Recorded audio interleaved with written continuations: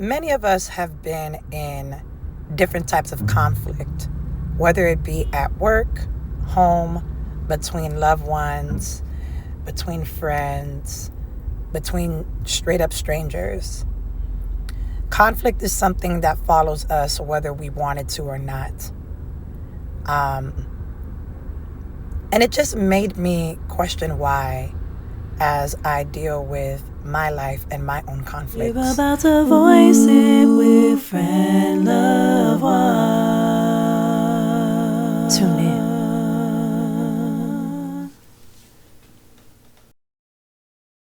Hey y'all, this is Fran Lavoie, and I wanted to come on here. I know it's been a while. Life has been lifing in a good way, but I wanted to come on here and I wanted to talk about conflict. Conflict is something that, we all know very well, and unfortunately, we have no choice but to deal with. And I had two conflict situations this past week so far. This is a Thursday when I'm recording this. And on Tuesday, I had a conflict with a family member over repeated issues that family member has that they keep trying to bring me in on. And unfortunately, I have no choice but to be in on. And it seems like they're just not learning the lesson. And I'm always feeling like I'm having to bail them out. And they have the power to stand firm. And I'm talking like 20, 25 years of, maybe even close to 30 years of the same cycle over and over again. And so, I got frustrated, because it's always, I'm going to do better. And then it ends up being me getting the short end of the stick. I've set boundaries in that situation. But I think the conflict started because it is the same perpetual, I'm going to do better. And then when the person has the opportunity to do better, months will go by, years will go by, and they would not reach out for help and support in an area that I'd already offered help and support in to make their situation easier. And it just came to a head. Have you ever tried to help someone? Have you ever laid out the blueprint for them that you think would work best for them? And mind you, the disclaimer in this is that I've been there too, where people have tried to help me and I just wasn't catching on to what they were trying to do. So in that event, I do understand how my frustration might have frustrated other people when I was wearing the other shoe. We all frustrate one another. And one thing about me is that I will always look at myself and it's like, I'm angry, I'm upset. Why isn't this person like that? And it's either I will know it ahead of time or the Lord himself, which is probably him all along showing me. Remember when you did this? Remember when you did that? Those people were frustrated with you too, so have grace. And I'm going to tell you, I'm human. There are robots out there, but I am human. And I was very angry because sometimes you want people to improve their lives and you want them to get it. And I did apologize. I did send a message and say, look, I'm sorry for yelling. I just don't like the situation and it's perpetual. It keeps happening and I just want things to be better. But it didn't take away from the fact that there was conflict and I was frustrated. And at the result, it turned into a disagreement. When I went to work the next day, and I do independent contracting with healthcare companies as a healthcare professional, as soon as I walked in, and this is a place that I've been to as a contracted employee, maybe over 6 years. So the people the higher ups and a lot of the employees there, they know me. Well, there was one person there that didn't know me, and I was very courteous. I said good morning, and I was trying to be as helpful as possible. And this person had been standoffish, I guess, trying to interrupt and interject while I was trying to speak with other healthcare personnel about patient care and receiving reports, and me having to interject and keep everybody on track, like as far as, I need to know what's going on with this patient, and, can you finish giving me the report?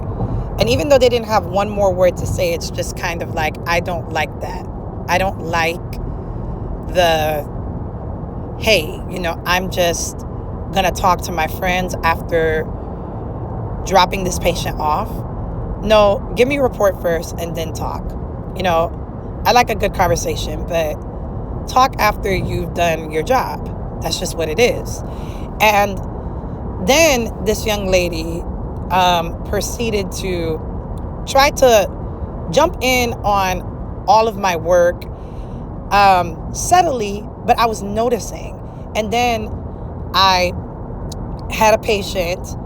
I had two patients, and one of them was taking longer than the other. I got the one person up. They were patient with me. Imagine that the patient himself was patient with me, even though he probably wanted to get out of there. But he was able to see that I was tied up with a special case right next to him. And so he was fine. His,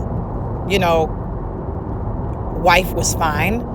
And this same young lady was like, oh, I think you have to give, this person's waiting. You see, I was trying to make her sound nicer. She was like, by the way, this person's waiting for you to give them discharge instructions. So that's a very flippant way to say hurry up, even though I understand what's going on, the patient understands what's going on, and nobody else was tripping. Everybody else was having a rough time. Then I said, I'm aware. I'm going to go over there as soon as possible. I don't think there's anything rude about that. Well, she blew up. Well, this is a team. We have to work together as a team, being very unprofessional. So I went off on her. I did, because I felt like I'm receiving all this stuff from you, and there's no need. To the point where she went to administration. Administration came to me, and they assured me they didn't want me to leave. They didn't want me to worry. And they wanted me to feel comfortable. And the patient that I had actually complained about that person. And that person, that other healthcare professional, went to my patient to try to complain about me and make it seem like I was the bad guy. And so I reported all of that to administration to say, look, I didn't want to yell or do all those things, but I felt like this person was trying to, assert dominance. And I'd never seen this person before. And I've been coming here for 6 years. I was courteous. I was kind. And for the rest of the day, she was upset, huffing and puffing, acting a fool, then was joking with her friend and looked at me at the side when she said something about, well, I don't want to resort to violence either. And so I got up and I said, and neither do I. And I walked away. I left, said goodbye to everybody else. And I told her, and I said, by the way, that patient complained about you and has your name. So please don't go there with me. You've been rude. You've been disrespectful the whole entire day. And tried to say I was unprofessional. I said, I don't care about that, because you were too. And this type of situation tends to happen to me when it comes to people trying to assert dominance. Me being a healthcare professional, a Black woman, I don't think the race has anything to do with it, because I also saw that this person was trying to assert dominance with everyone. But why I bring up me being Black is because in the workplace, this was a white woman, or she was of Caucasian persuasion. And it would seem that she was trying to assert dominance. And when I did not take the bait, she tried to run to administration and tell that, and did not realize that the administrators did not take what she said as a way of, we got to get Fran out of here. You know, in church circles, they always say, you better be careful what you ask God for, because he'll give it to you in the way of a trial and a test. And I see the remnants of that truth, because when you ask for patience, when you ask for self-control, when you ask for peace, which I always ask for, which I always ask, like, Lord, teach me how to conflict resolve, all that. You're being put in situations where you have to conflict resolve. Now, what I've learned more than anything is that I am a person that is a don't start none, won't be none kind of person. I will not start with you. I will not do anything intentional. I will not, take my anger, from a situation into the next out on you. I've noticed that about myself, and I've received that comment about myself on many occasions. Like, yeah, you don't start with people. I think for years, I used to always feel like there must be something wrong with me, because people always found a way to start with me. And when I finished, it always looked like I was the one with the problem. Oh, you just don't know how to handle yourself, or oh, you just allow things to get to you, and you need to learn how to you just roll with the punches, or you just need to learn how to just not say nothing, and you just need to learn how to ignore. You need to be more mature, Fran. You need all these things, and they're not bad advices. They're not. But they're also very biased, in the sense that there's no way in a conflict that you are to look at one side only and tell that one person on that one side that they need to just suck it up. There has to be a two-way view of the situation, or how many other views of conflict or sides of it.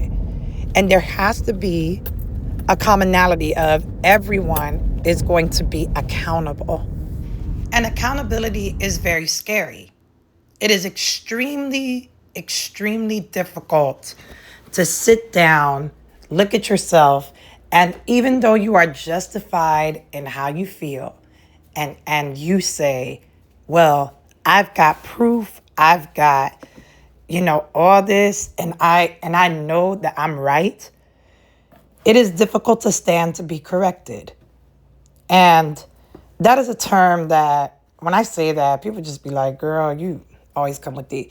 But no, standing to be corrected, even when you think you're right, to me is the first step. What do I mean by that? I mean that no matter how right you feel, you can stand to learn something despite what you ironclad made your stance to be. Like, I am not wrong. No, there's always an opportunity for you to learn from a situation. There's always an opportunity for you to revise your thinking process in this, and to say, you know what? Maybe I did see this the wrong way, or maybe I wasn't seeing this all the way clearly, whatever it is. You always have an opportunity for that. And I think that is lost in this generation. That is lost when people are trying to impress people.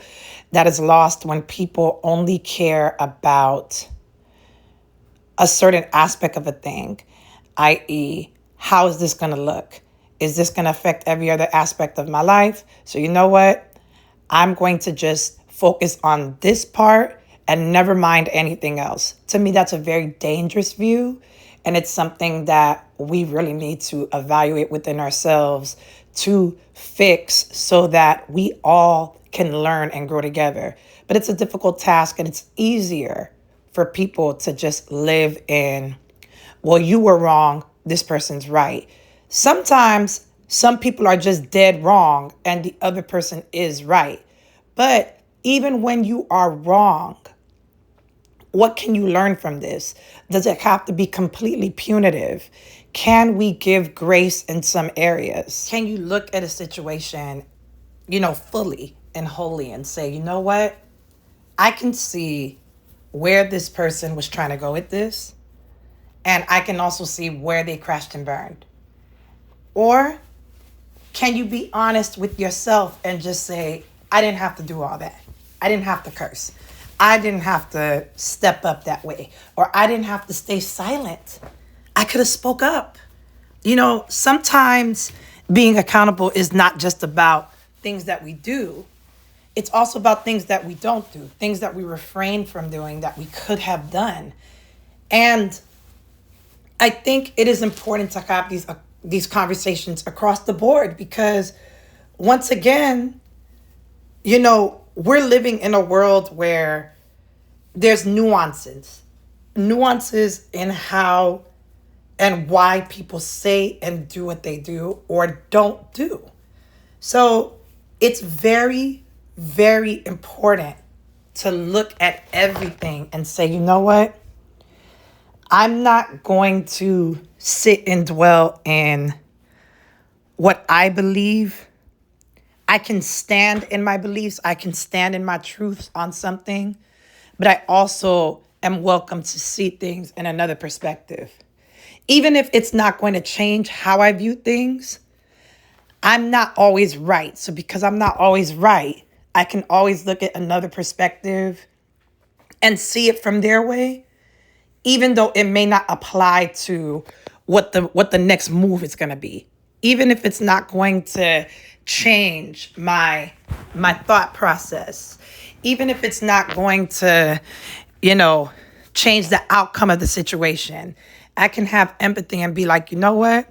In all sincerity, I kind of peep why this person did this or said this or is like that, but they still getting fired, or I'm breaking up with them, or this just isn't going to work at this place of employment, or whatever it is.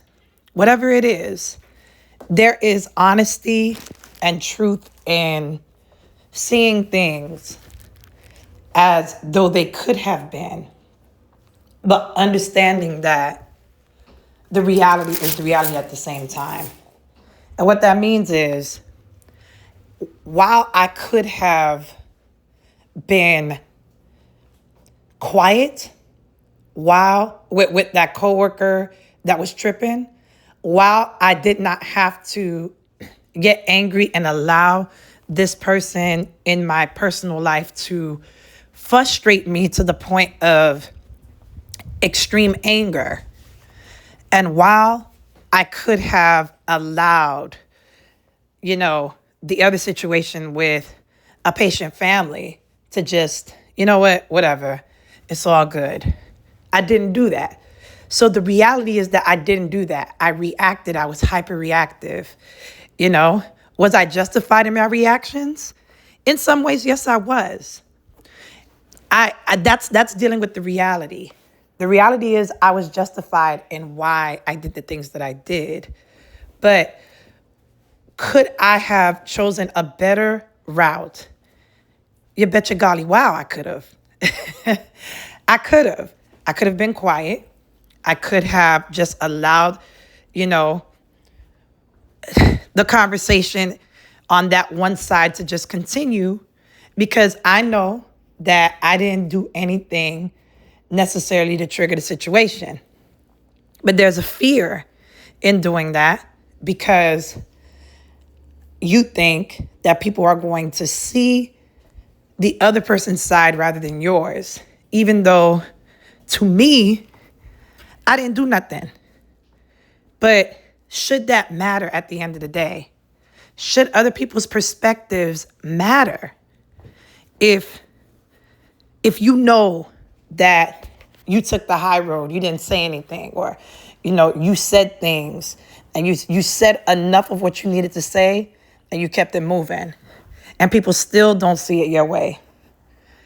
At that point, my accountability is not trying to get people to see it in a certain way and just stand firm in what I know to be true. that has been evidence-based to be true and to keep it moving. That is admittedly the challenge. Admittedly, the challenge is being able to, walk away in those situations and, you know, allow the consequences to be the consequences. If you can prove that, look, and if it comes to the point where you have to prove, I can admit that because I've been in situations where people have, blindly taken one side over the other and then later on realize, oh my God, like it didn't have to be that way. And I end up losing in the end. I end up losing connections. I end up losing jobs. I end up losing friends and connections, only for later on they realize, oh, it didn't have to be like that. I wasn't seeing it the way that she was seeing it. I didn't understand what she was trying to tell me. For me, I think I'm coming to the place in my life where if I know that something is real and nobody else is seeing it and they're taking one side over the other, I'm coming to the place where if my evidence is so ironclad, I'm learning to just stand firm in what I know instead of being hyper vigilant to show people, because I realized that it came off as desperation. Desperation to prove my case because I was afraid of losing. I was afraid of losing opportunities. I was afraid of losing people. The older I get, the more I realize that if I know that I am doing everything I'm supposed to be doing correctly, I'm managing my emotions, I'm letting the Lord lead me and guide me, I am not allowing what is going on to rattle me. And that takes a lot of spiritual work, a lot of prayer, a lot of repentance, a lot of, to me, therapy, a lot of guidance, and a lot of self-reflection, and my favorite word, accountability, true accountability. I'm getting to the place in my life where I'm not afraid of losing opportunities over misunderstandings. If they're supposed to go because they didn't understand, then it wasn't for me in the first place. And if it is for me, it's going to come to me in a way that I did not expect. And it's really teaching me to let go and truly trust God instead of holding on to a situation. And I used to feel a type of way because I'd be like, okay, God, but I'm trying to hold on because I thought that you led me in this direction. But what I'm learning about God is, yeah, he did lead me in that direction. He most certainly did. But he led me there because he's trying to teach me something in it. And sometimes teaching people doesn't come with staying in an area for too long or too little. It's just for the right moment for God to say, all right, now, look at that situation. Look at how you responded. Look at how they responded. Listen to me, hone in, and understand what you need to do next when I move you to your next direction, when I move you into the next position. And sometimes it doesn't mean leveling up. Sometimes it means moving in the next position in the sense of, now that you learned this, now we can go further. And that's frustrating, right? Because you feel like, why would I go through the trouble of being in this one place just for me to learn a 5-minute lesson? All this preparation for just 5 minutes. And you're just like, okay, God. But the Lord is like, yeah, it was all this preparation for 5 minutes in this place, but I'm taking you to greater heights in your spirituality and personal growth that will last no matter where you are. So I realized that it's not about keeping people and keeping things and keeping places and keeping reputations and positions. It's about keeping myself in a world that is ever changing. And me realizing that and me practically putting it together this week has helped me see that conflict is really all about coming into yourself, understanding who you are, understanding what you're not, and understanding other people and their dispositions have nothing to do with you. I know it sounds cliche, but it really doesn't. And understanding that because that has nothing to do with you, your response should not be negotiated just because you're embarrassed. Feel the embarrassment, feel the pain, deal with the scrutiny and people talking and saying all these things. But when you know who you are and you know your stance and you know why you did the things that you did, and even if you're wrong, accepting that, being able to be okay with the gains and the loss that comes from whether doing right or whether doing wrong, whether saying right or whether saying wrong, or saying nothing or doing nothing at all, which leads to consequences. Taking a side you shouldn't have taken, standing up in a place where you should have sat down, sitting down when you should have stood up. All those things matter, and I am grateful to learn the lesson that in those conflicts where there can be a resolution, be peaceful and understand what it means to be peaceful in different situations with different personalities and different people. It's a lifelong journey. But as long as you are in cahoots with yourself, in peace with yourself, because God is radiating in there, good mental health therapy, good counsel, all of that is ruminating and resonating in a great, healthy way. It doesn't matter what you gain. It doesn't matter what you lose. As long as what you gain and what you lose is on brand and is on track for you in your personal growth. And in return, you never know how it's going to not just affect you, but how it's going to inspire other people. So thank you for listening to my rant. Things did end up working out in all those different areas. It wasn't as bad as I thought. And, who knows what tomorrow or the next week will bring. I was still being requested at those jobs. I was able to talk to my personal loved one and things were better. And I was able to, receive good accountability from coworkers and accept it. And we were able to move on. But it's a lesson learned. And instead of feeling like, man, I look crazy in front of these people, it's not about that. It is not about what they think. It is about how is this going to affect my livelihood? How is this going to affect experiences? Don't get it twisted.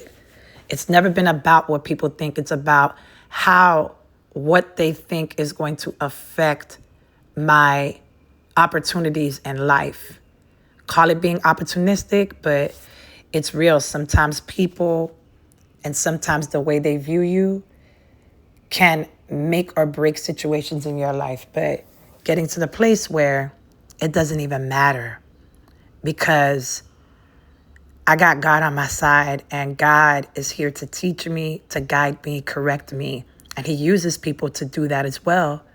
And in return, there's always something better on the horizon. The more that you grow, the more that you learn. Will opportunities and situations be lost in that translation? Sure. But it's about not being afraid to go out in to the deep of those things and seeing what's next on the horizon.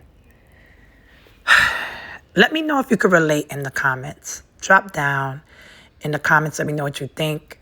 If you like this video, if it resonated with you, be sure to like it. Be sure to subscribe.